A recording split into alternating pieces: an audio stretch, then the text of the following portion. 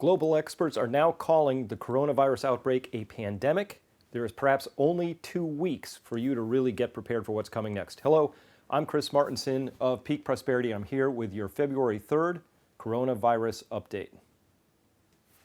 I'm calling this update today Three Truths, and it's based on the words of a German philosopher, which I really love, and he says, all truth passes through 3 stages. First, it's ridiculed. Second, it is violently opposed. Third, it is accepted as being self-evident.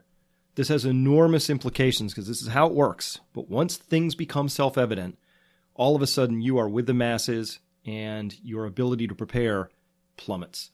So I want to tell you, I think we're very, very close. This is very fast-moving information around this coronavirus, and the public awareness of it is moving very quickly as well. And I think we're way past the first stage.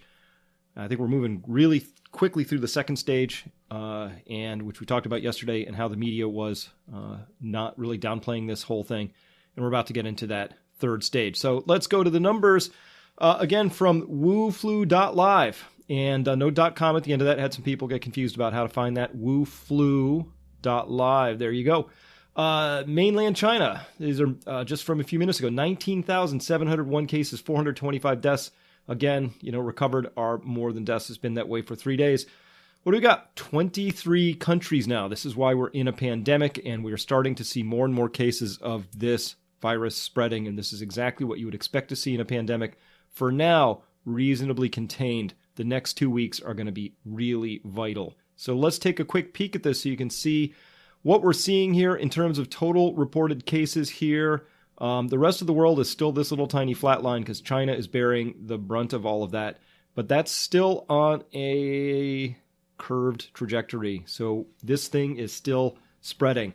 And I think it's really badly underreported for a variety of reasons. I think that's well accepted truth at this point in time. Nobody's ridiculing or attacking that as an idea. China, just for whatever reason, has not been completely announcing everything that's been happening there.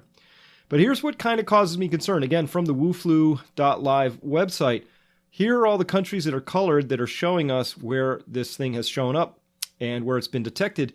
But seriously, no cases in Mexico, none in all of South America, even though Brazil has just announced an emergency and bringing some people back home, but no cases there. They're tracking some suspected cases, but none. None in Africa, none in Madagascar, none throughout the Middle East, and apparently none in Eastern Europe. Why does this cause me concern? Because you really, if you're going to contain this at all, you have to get that early detection. After you have a cluster outbreak, this thing gets really a lot harder to stop because it is a very transmissive virus. So this causes me concern that maybe it's already there and it hasn't been detected yet, and then it'll get a foothold. That would be the concern.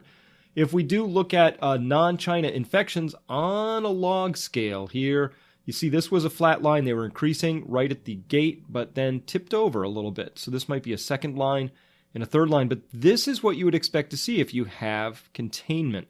Again, we might worry that the actual numbers are a lot higher because maybe it's not being fully detected everywhere it is. And also, it has that big asymptomatic stage, which could be very, very long, and people might be out spreading it, and we just haven't detected them yet. So I don't think we're out of the woods yet. The next 2 weeks, again, are going to be all critical in this story. It goes one way or the other. This just came out on CNBC. This is February 3rd. Looks like we got this out right at, so I can draw this here, 6 o'clock. So this is in the Hubei province in China. It says the death toll rises to 414. Cases hit 13,522. Again, can't really trust these numbers, but let's take them at face value for a minute here. What does that mean? It means this: 414 divided by the total number of cases gives you a case fatality rate of 3.1%.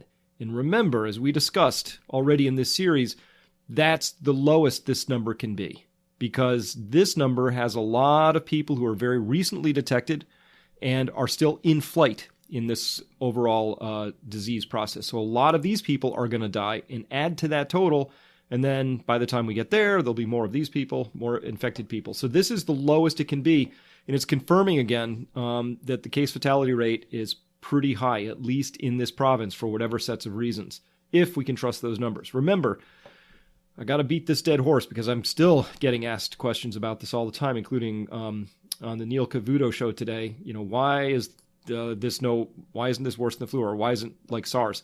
It's because this case fatality rate, again, we're saying here 3% or higher is kind of been our position.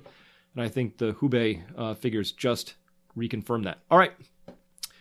The interesting little tidbit here. Americans who stay in China should consider stocking up on food, State Department says. Actually, Americans who live in America ought to consider stocking up on food, and Belgians who lived in Belgium ought to consider stocking up on food. And I would say that for pretty much everybody at this point. This is a pandemic and it's coming. There is nothing wrong with having a deep pantry and some extra supplies. The worst that could happen to you is you'll eat it later or donate it. So just go out and do that, people. Makes all the sense in the world.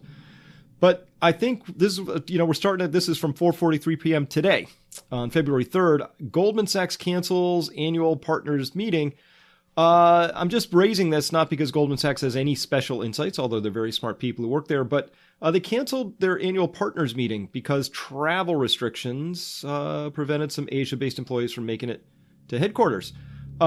This is what happens when you move from the ridicule to violently opposed to self-evident stage.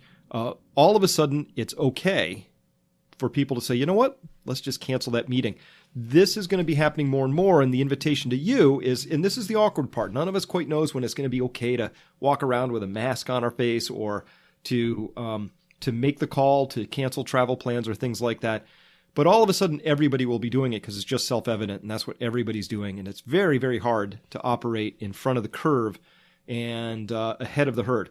So that's what we're trying to do and help you do. And in our own lives, we're doing that as much as possible, is getting you in front of the curve and getting ourselves in front of the curve. And so this just showed up on CNBC this morning. Dr. Poland here said, there should be another quote mark right there, because he said, quote, "We're basically in a pandemic now."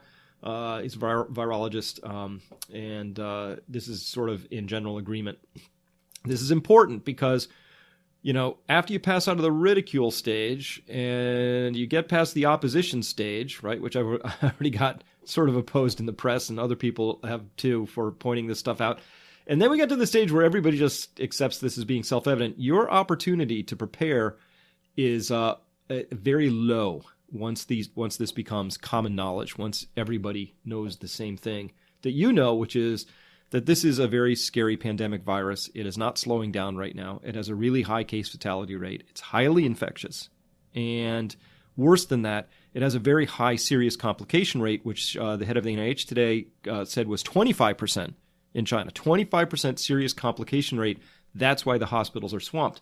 So in conclusion, the lack of reported cases in South America, Mexico, Africa, that actually is a growing concern for me, because it might imply a lack of early detection, which means this thing could get a real foothold maybe in another region. That would not be good. Hubei's case fatality rate, at least 3%. But remember, it's got to be higher than that because of the lag between detection/diagnosis and death.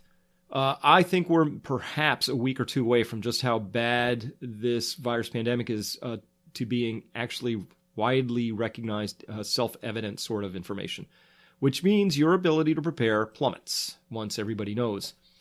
And I haven't talked about it here, but I will talk about it back at my website. Data is emerging, allowing us to speculate now on why it is that Asian males in particular seem to be particularly hard hit by this novel coronavirus. That's my update for today. I'll see you next time. But this is still very speculative. So this is the kind of data that we will be talking about over at my website, Peak Prosperity. We've been talking about exactly that data. It's really worth sifting through because it has enormous implications if true. If not true, hey, we'll keep digging as we look for where the truth lies. Thank you so much for listening.